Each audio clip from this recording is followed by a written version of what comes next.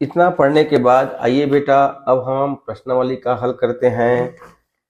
तो पहला खाली स्थान दिया है बच्चों, किसी घनाभ में कुल, बहुत महत्वपूर्ण खाली स्थान है बेटा, आएगा 1 नंबर का।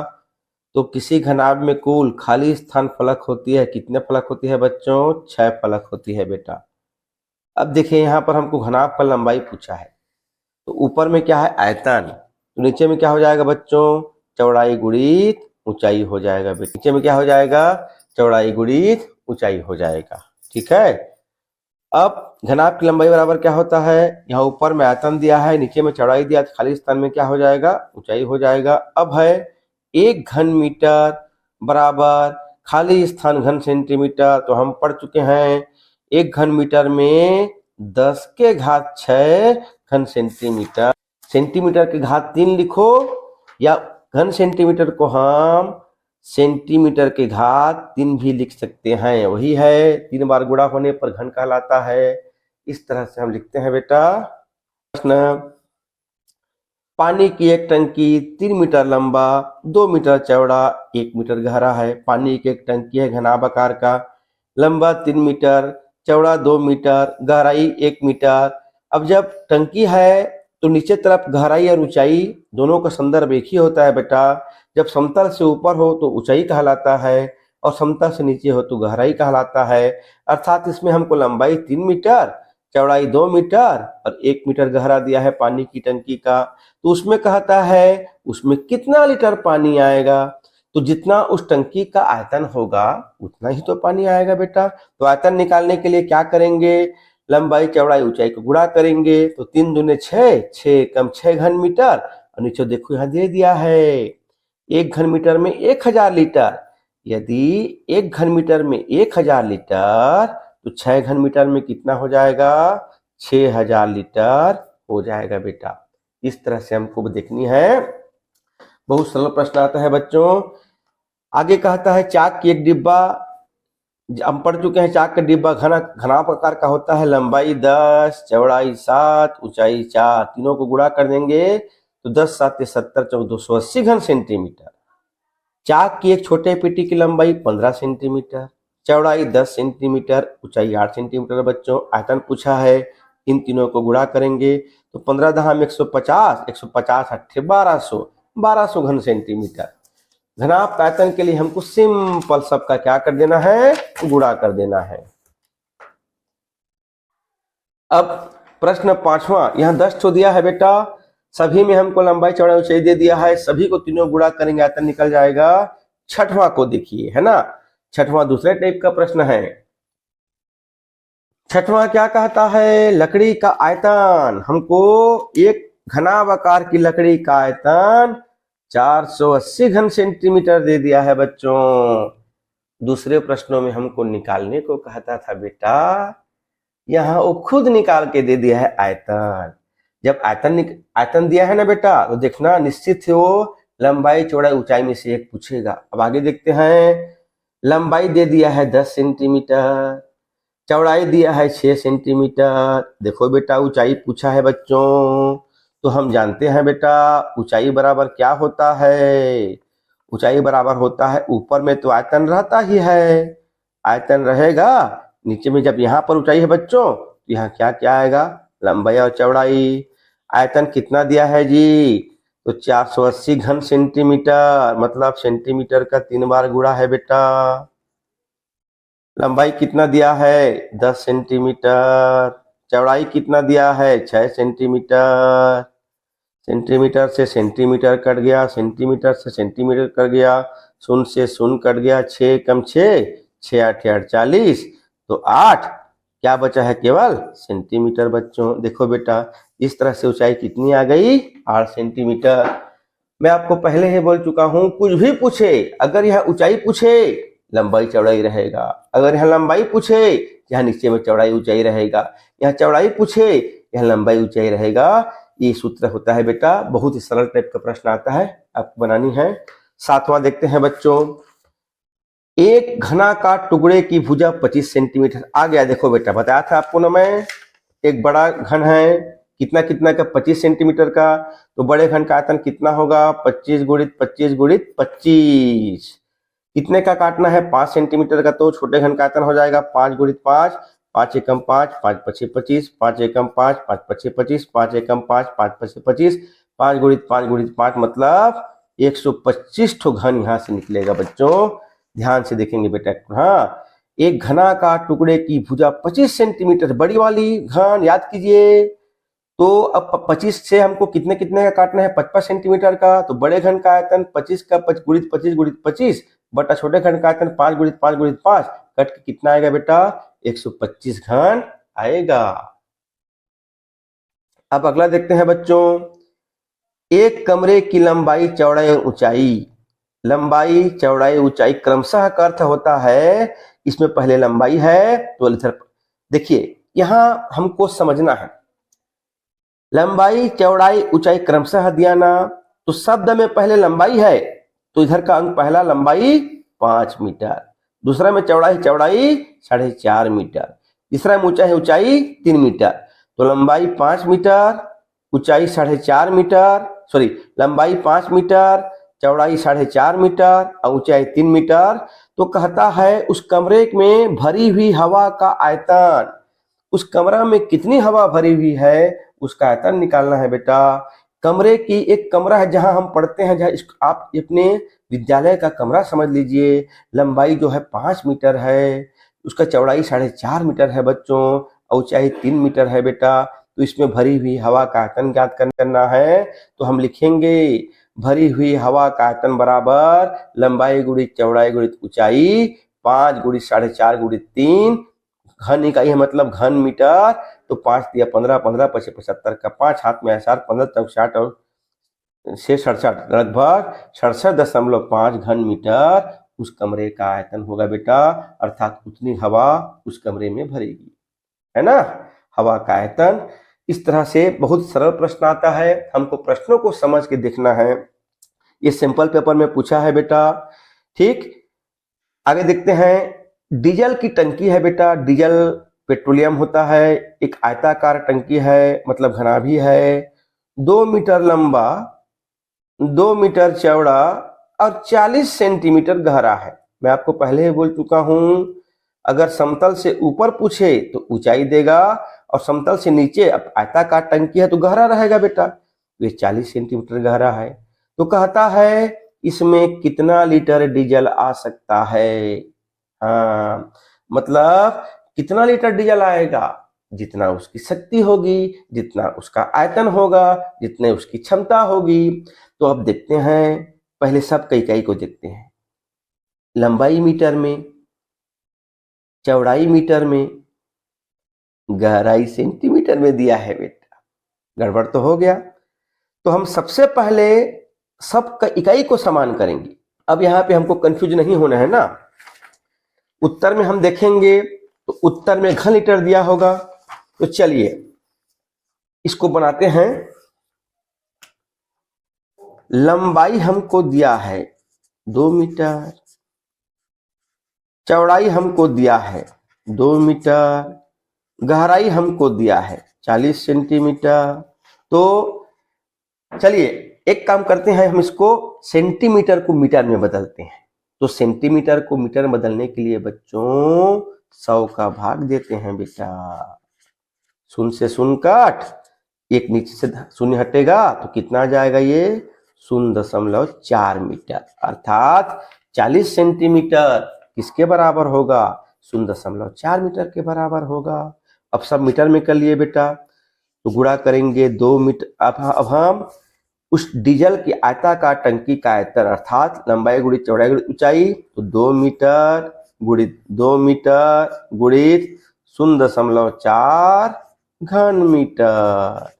तो 2 दूने 4, 4 चौक 16, अर्थात 1.6 घन मीटर इसकी क्या आ गई? उस डीजल की आयताकार टंकी का आयतन कितना आ गया? 1.6 घन मीटर आ गया बच्चों। अब हम डीजल को किस में मापते हैं बेटा? लीटर में मापते हैं, है कि नहीं? ये उत्तर नहीं है। अब हम जानते हैं 1 घन मीटर में कितना लीटर डीजल आता है? 1000 लीटर डीजल आता है बच्चों। तो यह हमको कितना आया है? 1.6 घन मीटर आया है बेटा। मतलब हम 1000 में 1.6 का गुणा करेंगे बच्चों तो 16, 300.1 घर बाद है तो 1600 लीटर डीजल उस आयताकार टंकी में आएगा। इस तरह से आगे देखते हैं। तैरने का एक तालाब 25 मीटर लंबा 13 मीटर चौड़ा है बेटा। ऊंचाई गायब कर दे, ऊंचाई पूछेगा देखना। अब इसमें उस तालाब में कितना घन पानी छोड़ा गया तो 325 मीटर घन पानी छोड़ा गया। ऊंचाई पूछेगा बेटा तो 325 बटा हम क्या करेंगे यहाँ पे 25 गुणित 13 करेंगे बच्चों। 13 5 65 का 5 हाथ में आ 6, 13 दूनी 26 और 6 32, तो नीचे 325 ऊपर 325 तो ऊंचाई आएगा बेटा 1 मीटर। 11वां प्रश्न, फिर एक आयताकार कमरे की लंबाई, ये सैंपल पेपर में है बेटा 20 फीट, चौड़ाई 18 फीट, ऊंचाई 12 फीट। देखो कितना सरल प्रश्न पूछा है।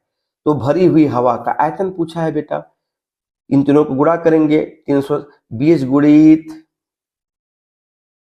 18 गुणित 12, तो पहले 20 18 करते हैं, ये आएगा 360 गुणित 12, तो 12 शून्य 12 6 का 72 का 2 हाथ में आया 7, 12 3 36 और 7 43, 4320 फीट इसका उत्तर आएगा घन फीट। अब यहाँ इकाई फीट में है तो उत्तर क्या आ जाएगा बच्चों घन फीट। एक आयताकार कमरे की हवा की लंबाई 20 फीट, चौड़ाई लंबाई 20 फीट, चौड़ाई 18 फीट, तीनों को कर देंगे। हवा का आयतन पूछा है, उस कमरे में हवा का आयतन कितना होगा जितना उस लंबाई गुणित चौड़ाई गुणित ऊंचाई होगा। तो हवा का आयतन बराबर लंबाई गुणित चौड़ाई गुणित ऊंचाई आ जाएगा बेटा। अब 12वां प्रश्न, एक पासा का किनारा, एक किनारा 1.2 सेंटीमीटर है, किस आकार का है घन आकार का है। घन का आयतन पूछा है तो घन का आयतन क्या होता है भुजा के घात 3। घन का आयतन क्या होता है भुजा के घात 3। तो हम लोग घन का एक किनारा 1.2 दिया है तो घन का आयतन s के घात 3 होता है, मतलब 1.2 गुणित 1.2 गुणित 1.2 को 3 बार गुणा करेंगे बेटा तो 12 का घन 1728 आता है। दशमलव कितने घर बाद है तो 1 घर 2 घर 3 घर, 1 घर 2 घर 3 घर, तो 1.728 घन मीटर आएगा। ये सिंपल ऐसी प्रश्न पूछता है। पासे का किनारा 1.2 सेंटीमीटर है, सीधा आयतन पूछा है तो घन का आयतन भुजा के घात 3, किनारा के घात 3, एस के घात 3, इसको 3 बार गुणा कर देंगे बेटा। अब आइए 13वां प्रश्न। आइए अब एक प्रश्न देखते हैं। प्रश्न क्रमांक ये 13वां है। एक बावड़ी है, बावड़ी, बावड़ी का अर्थ होता है छोटा तालाब या तरिया कह सकते हैं। वो जो बावड़ी है ये 8 मीटर लंबा है, 6 मीटर चौड़ा है और 9 मीटर गहरा है। 8 मीटर लंबा, 6 मीटर चौड़ा और 9 मीटर गहरा। ये देखते हैं बेटा बावड़ी है, इस तरह से बावड़ी खोदा गया है। ये ऊपर ये पृथ्वी का सतह है, इसमें हम लोग बावड़ी खोले हैं। तो जो बावड़ी की लंबाई है, ये लंबाई है बेटा 8 मीटर लंबा है। ये जो बावड़ी की चौड़ाई है ये 6 मीटर चौड़ा है। ये जो बावड़ी की गहराई है, धरती से जो गहराई है ये कितना मीटर है 9 मीटर। 8 मीटर लंबा, 6 मीटर चौड़ा और 9 मीटर गहरा है। ये बावड़ी की संबंध में दिया गया है। इतना बावड़ी लंबा है, इतना बावड़ी चौड़ा है, इतना बावड़ी गहरा है। ठीक है, 8 मीटर लंबा, 6 मीटर चौड़ा और 9 मीटर गहरा। अब आगे इसमें कहता है कि इस बावड़ी में 6 मीटर ऊंचाई तक पानी भरा है। ठीक है, जिस लंबाई जो 8 मीटर थी, चौड़ाई जो 6 मीटर थी, ऊंचाई जो 9 मीटर थी, इस बावड़ी में ना बेटा 6 मीटर तक पानी भरा है। कितने मीटर तक? इस बावड़ी में 6 मीटर तक पानी भरा हुआ। ये जो बावड़ी है इसमें 6 मीटर तक पानी भरा हुआ है। कितने मीटर तक? 6 मीटर तक। अब कहता है ये कि बावड़ी की धारिता कितनी होगी और पानी का आयतन कितना होगा। तो सबसे पहले निकालते हैं बच्चों हम लोग बावड़ी की धारिता।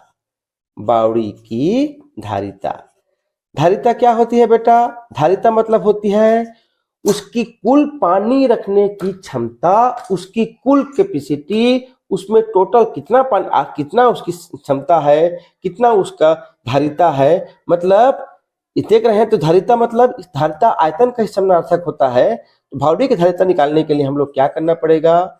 जितना लंबाई है जितना चौड़ाई है और जितना ऊंचाई है, तीनों को गुणा करना पड़ेगा बेटा। तो लंबाई इसकी है 8 मीटर, चौड़ाई है 6 मीटर और ऊंचाई है 9 मीटर। ये बावड़ी की कुल धारिता है ना, बावड़ी की कैपेसिटी है इतना जो दिया है। तो कितना होगा बेटा, 8 6 40, 9 8 72 का 2, हाथ में आया 7, 9 चौक 36 और 7 43, तो 432 घन मीटर उस बावड़ी की धारिता है। 432 घन मीटर उस बावड़ी की कुल धारिता है। अब इस बावड़ी में कितना मीटर तक पानी भरा है? 6 मीटर तक पानी भरा है बेटा, पूरा पानी नहीं भरा है। तो कहता है कि पानी का आयतन ज्ञात कीजिए। तो पानी का आयतन ज्ञात करेंगे बेटा हम लोग। पानी का आयतन, इसका भी सूत्र होगा बच्चों, लंबाई गुणित चौड़ाई गुणित ऊंचाई। लंबाई तो वही है बेटा, लंबाई में 8 मीटर, चौड़ाई में भी कोई परिवर्तन नहीं है 6 मीटर, लेकिन ऊंचाई कितना भरा है पानी, ये कहता है ये यहाँ पर ऊंचाई की जगह बेटा गहराई होगा। गहराई कितना भरा है, तो यहाँ पर गहराई बढ़ा है बेटा, केवल 6 मीटर तक पानी भरा है। यहाँ अंतर को समझेंगे। जब धारिता की बात कहेगी 9 मीटर का 9 मीटर लिखेंगे। जब पानी का आयतन की बात कह रही है तो केवल 6 मीटर भरा है, इसलिए यहाँ पे 6 लिखेंगे बेटा। अब गुणा करेंगे, 6 6 36, 36 में हम 8 का गुणा करेंगे बच्चों, 8 6 40 का 8, हाथ में आया 4, 8 3 24 और 4 28। तो उस बावड़ी में पानी का आयतन है बच्चों, आयतन है 288 घन मीटर। इस तरह से प्रश्न आता है बेटा। बावड़ी अलग है, बावड़ी में बावड़ी की कुल धारिता मतलब लंबाई चौड़ाई ऊंचाई, उसमें कितना पानी भरा है मतलब जितना दिया रहेगा उसको गुणा करेंगे, तो इस तरह से ये बनेगा बेटा। चलिए अब एक और प्रश्न देखते हैं, यहाँ पर लास्ट प्रश्न है। तो एक ईटा की लंबाई 20 सेंटीमीटर है बेटा। एक ईट है यहाँ पर, इस ईट की लंबाई 20 सेंटीमीटर है, उस ईट की चौड़ाई 10 सेंटीमीटर है, एक ईट की ना, और एक ईट की ऊंचाई कितना सेंटीमीटर है, 6 सेंटीमीटर। एक ईट है बेटा 10 सेंटीमीटर, 20 सेंटीमीटर लंबा, 10 सेंटीमीटर चौड़ा और 6 सेंटीमीटर ऊंचा। ये एक ईट की लंबाई है। कितने ईट की लंबाई है ये? एक ईट की लंबाई है, ये एक ईट की लंबाई है। अब इस ईट से हमको क्या बनानी है? दीवार बनानी है। कितना बड़ा दीवार? जिसकी लंबाई 60 मीटर हो, उस दीवार की चौड़ाई 0.25 मीटर हो और उस दीवार की ऊंचाई कितना हो? 2 मीटर। एक ईंट से क्या बनानी है बेटा? दीवार। तो कहता है कितना ठो ईंट लगेगा। तो जब भी इस टाइप से प्रश्न आएगा बेटा कितना ईंट लगेगा, तो इसका सिंपल सूत्र होता है बेटा, देखिए दीवार कहाँ लगनी है, ईंट कहाँ लगनी है? दीवार में लगनी है। तो किसका आयतन बड़ा होगा भाई? एक दीवार में कितना ठो ईंट रहता है? दीवार में हजारों ईंट रहता है, तो निश्चित ही दीवार का आयतन बड़ा होगा बेटा। जिसका आयतन बड़ा होगा उसको ऊपर में लिखते हैं, यहां लिखेंगे दीवार का आयतन। अब उस दीवार के आयतन में हम एक ईंट के आयतन को भाग देंगे बच्चे लोग। एक ईंट के आयतन को क्या करेंगे? भाग देंगे, है ना। कितना ईंट लगेगा? तो कितना ईंट लगेगा? तो ऐसे ऐसे ऐसे कई ईंट लगेंगे, ऐसे ऐसे कई ईंट मिलके इसको बनाएंगे बेटा।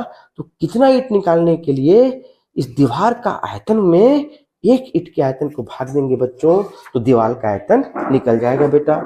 लेकिन हम देख रहे हैं ईंट की लंबाई चौड़ाई ऊंचाई सेंटीमीटर में दिया है, लेकिन दीवार का लंबा चौड़ा ऊंचाई मीटर में दिया है बेटा।